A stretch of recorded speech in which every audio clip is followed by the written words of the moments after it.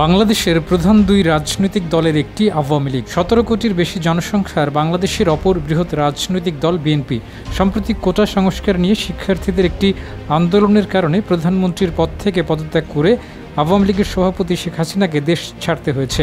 শেখ হাসিনার গত ১৫ বছরের শাসনামলে তার নানা ত্রুটির কথা তুলে ধরে বাংলাদেশের একটি জাতীয় দৈনিকে সাক্ষাৎকার দিয়েছেন তারই দল আওয়ামী লীগের কয়েকজন প্রবীণ নেতা। সাক্ষাৎকারে ওই নেতারা শেখ হাসিনার ব্যক্তিগত সিদ্ধান্ত নিয়ে প্রশ্ন তুলেছেন। তারা বলেছেন, শেখ হাসিনা তার সমালোচনা সহ্য করতে পারেন না। যারাই তার বিরুদ্ধে কথা বলেছেন তিনি তাদেরকেই তার রোষানলে শিকার বানিয়েছেন।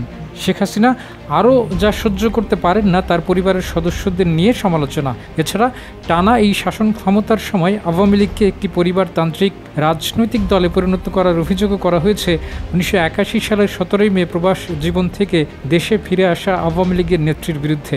দেশ জুড়ে তোলপাড় ওয়ালটন ফ্রিজ কিনে আপনিও হয়ে যেতে পারেন মিলেনিয়ার। ওই পত্রিকায় কয়েকজন রাজনৈতিক বিশ্লেষক জানিয়েছেন, সত্য কথা বলে শেখ হাসিনার বিরুদ্ধচারণ করে কেউ দলে টিকে থাকতে পারেনি। এছাড়া ক্ষমতায় থাকার সময় শেখ হাসিনা স্বৈরাচারী কায়দায় যেমন দেশ চালাতেন তেমনি একই কায়দায় চালাতেন দলও। কারো কথাই তিনি শুনতেন না, তার সিদ্ধান্তই সবাইকে মাথা পেতে নিতে হয়েছে। তার ছোট বোন শেখ রেহানা, তার ছেলে সজীব ওয়াজেদ জয়, মেয়ে সাইমা ওয়াজেদ পুতুল, শেখ রেহানার ছেলে রাদওয়ান মুজিব সিদ্দিক ববি সহ পরিবারের সদস্যরাই ছিল তার কাছে সব। নিজের এবং পরিবারের সদস্যদের জন্য অনৈতিক সুযোগ সুবিধা নিশ্চিত করতে চিহ্নিত অপরাধী, মাফিয়া, গডফাদার, দুর্নীতিবাজ, লুটেরাদের দলে ভেড়াতেন, কাছে টানতেন। শেখ হাসিনা তোষামতকারীদের এতটাই পছন্দ করতেন যে বিভিন্ন সময়ে সংবাদ সম্মেলনে যারা তার পক্ষ নিয়ে প্রশ্ন করতেন তাদের নিমিষেই ভাগ্য বদলিয়ে দিতেন। এ প্রসঙ্গে এক সময়কার আওয়ামী লীগ নেতা, প্রবীণ রাজনীতিবিদ ও গণফোরামের সভাপতি ডক্টর কামাল হোসেন ওই পত্রিকাকে বলেছেন, আওয়ামী লীগের এই পরিণতির জন্য এককভাবে শেখ হাসিনাই দায়ী। প্রতিবেদনে বলা হয়েছে, ডক্টর কামাল হোসেনকে শেখ হাসিনা অবমূল্যায়ন করেছেন। প্রবীণ রাজনীতিবিদ ও গণফোরাম সভাপতি ডক্টর কামাল ছাত্র জীবন থেকেই আওয়ামী লীগের রাজনীতির সঙ্গে সম্পৃক্ত ছিলেন। স্বাধীনতার পর ছিলেন দেশের প্রথম পররাষ্ট্রমন্ত্রী, ছিলেন সংবিধানের অন্যতম প্রণেতাও। শেখ হাসিনাকে দেশে ফিরিয়ে আনা এবং দলটির সভাপতি করার পেছনে ডক্টর কামাল হোসেনই ছিলেন মূল উদ্যোক্তা। কিন্তু শেখ হাসিনা ৯১ সালের নির্বাচনে পরাজিত হওয়ার পর সবার আগে তাকেই আওয়ামী লীগ ছেড়ে যেতে বাধ্য করেন। শুধু ডক্টর কামাল হোসেন একা নন, আওয়ামী লীগের অনেক প্রবীণ নবীন নেতাকেও শেখ হাসিনার প্রতিহিংসার শিকার হয়ে করুণ পরিণতি মেনে নিতে হয়েছে।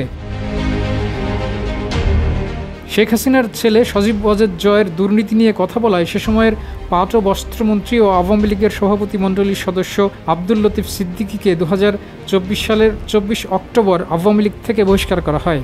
এর আগে একইভাবে ১৯৯৯ সালে আওয়ামী লীগ ছেড়ে যেতে বাধ্য করা হয় তার ছোট ভাই আব্দুল কাদের সিদ্দিকীকেও। কাদের সিদ্দিকী ছিলেন দলটির কেন্দ্রীয় কার্যনির্বাহী কমিটির ১ নম্বর সদস্য। তাকে বাদ দিয়ে শেখ হাসিনা তার আপনপত ভাই আবুল হাসনাত আবদুল্লাহকে দলের কেন্দ্রীয় কার্যনির্বাহী কমিটির ১ নম্বর সদস্য করেন। শেখ হাসিনার নীতির সঙ্গে একমত না হওয়ায় আমৃত্যু দলে উপেক্ষিত ছিলেন প্রবীণ রাজনীতিবিদ ও স্বাধীন বাংলাদেশের প্রথম প্রধানমন্ত্রী তাজউদ্দিন আহমেদের স্ত্রী সৈয়দা জোহরা তাজউদ্দিন। তাজউদ্দিন আহমেদ ছিলেন আওয়ামী লীগের সাধারণ সম্পাদক। সৈয়দা জোহরা তাজউদ্দিন ছিলেন ৭৫ পরবর্তী দুঃসময়ে আওয়ামী লীগের ভারপ্রাপ্ত সভাপতির দায়িত্বে। তাদের সন্তান তানজিম আহমেদ সোহেল তাজও শেষ পর্যন্ত আওয়ামী লীগ করতে পারেননি। শেখ হাসিনার আরেক ফুফাতো ভাই শেখ ফজলুল করিম সেলিম সহ শেখ পরিবারের অনেকে পরোক্ষভাবে স্বরাষ্ট্র মন্ত্রণালয় নিয়ন্ত্রণ করতেন। সোহেল তাজ এর বিরোধিতা করলে শেখ সেলিমের সঙ্গে তুমুল বিরোধে জড়িয়ে পড়েন। ২০০৯ সালের ৬ জানুয়ারি স্বরাষ্ট্র প্রতিমন্ত্রী হিসেবে শপথ নেওয়ার ৫ মাসের মাথায় ৩১ মে প্রতিমন্ত্রীর পদ থেকে তাকে পদত্যাগ করতে হয়। তবে শেখ হাসিনা কোনো পদক্ষেপ নেননি। আওয়ামী লীগের উপদেষ্টা পরিষদের সদস্য প্রবীণ রাজনীতিবিদ তোফায়েল আহমেদও শেখ হাসিনার ক্রোধে পড়েন। এমনকি ৭৫ সালের ১৫ই আগস্টে তোফায়েল আহমেদের ভূমিকা নিয়েও তিনি সংবাদপত্রে কলাম লিখেছিলেন। আওয়ামী লীগের আরেক প্রবীণ নেতা সুরঞ্জিত সেনগুপ্তকেও শেখ হাসিনার রোষানলে পড়তে হয়েছে। রাজনৈতিক বিশ্লেষকদের মতে 1949 সালের 23 জুন ঢাকার রোজ গার্ডেনে যে আওয়ামী লীগের যাত্রা শুরু হয়, সেই দলটির প্রতিষ্ঠাতা সভাপতি মুসলিম জননেতা মাওলানা আব্দুল হামিদ খান ভাসানী এবং সাধারণ সম্পাদক শামসুল হককে ততটা গুরুত্ব দেননি শেখ হাসিনা। শেখ হাসিনা চাইতেন তার বাবা শেখ মুজিবুর রহমানকেই সব কৃতিত্ব দিতে।